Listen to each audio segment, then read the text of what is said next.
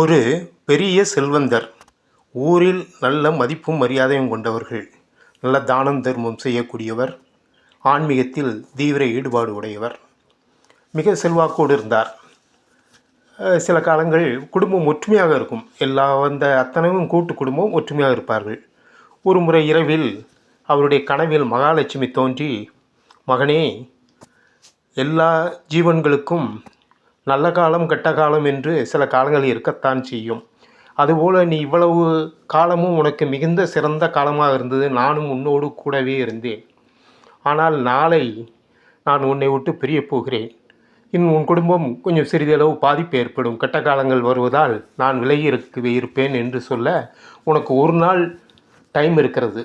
நீ ஏதாவது ஒரு வரம் என்னிடம் கேள் என்று சொல்ல, அந்த செல்வந்தர், சரி, நாளை என் குடும்பத்தோடு ஆலோசித்து விட்டு உங்களிடம் வரம் கேட்கிறேன் என்று சொல்லிக்கொள்ள மகாலட்சுமி மறைந்து விட்டாள். மறுநாள் குடும்பத்தை எல்லாம் கூப்பிட்டு, அத்தனை மெம்பர்களையும் கூப்பிட்டு இந்த மேட்டரை சொல்லி, இந்த கனவை பற்றி சொல்லி, நாம் என்ன வரம் கேட்க வேண்டும் என்று அந்த குடும்ப உறுப்பினரிடம் கேட்கிறார்.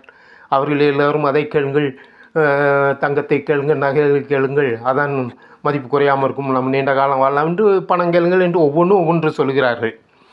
அந்த கடைசியாக அந்த குடும்பத்திற்கு வந்த மருமகள் மட்டும், மாமா, பணமோ நகையோ நட்டோ சொத்தோ இன்று இருக்கும் நாளை போகும், அது நிலையானது அல்ல.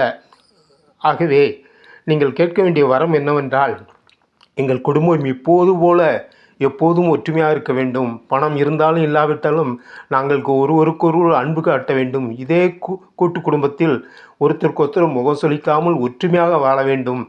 அந்த வரத்தை மட்டும் நீங்கள் கேளுங்கள் சொன்ன மறுநாள் அதேபோல் மகாலட்சுமி வருகிறார்.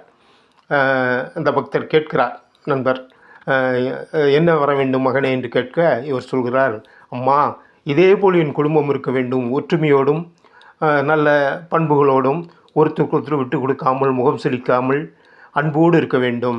எப்போதும் நாங்கள் தான தர்மம் செய்வதற்கு மட்டும் சிறிது அளவு பணம் இருக்கும்படி செய்ய வேண்டும் என்று கேட்க, மகாலட்சுமி சேர்த்து கொண்டு, மகனே, இந்த வரத்தை கேட்டதின் மூலம் என்னை நீ வெளியேற விடாமலாக்கி விட்டாய். இப்படி ஒற்றுமையோடு இருக்கும் சமானமோடு குடும்பத்தை விட்டு நான் எப்படி வெளியேறுவேன்? ஆகவே உங்கள் சின்ன மருமகள் உங்களுக்கு ஒரு நல்ல அறிவுரை கூறி இங்கே என்னை இருக்க வைத்து விட்டார் என்று சொன்னார். எப்படி இருக்கிறது? இதேபோல் எங்கள் வீட்டிற்கு ஒரு சின்ன மருமகள் வந்தால், மகாலட்சுமி என்ற பெயரில். வந்தவுடன் வீட்டில் உள்ள மகாலட்சுமி எங்கே போனார் என்றே தெரியவில்லை. இன்னும் தேடிக்கொண்டே இருக்கின்றோம். நன்றி, வணக்கம்.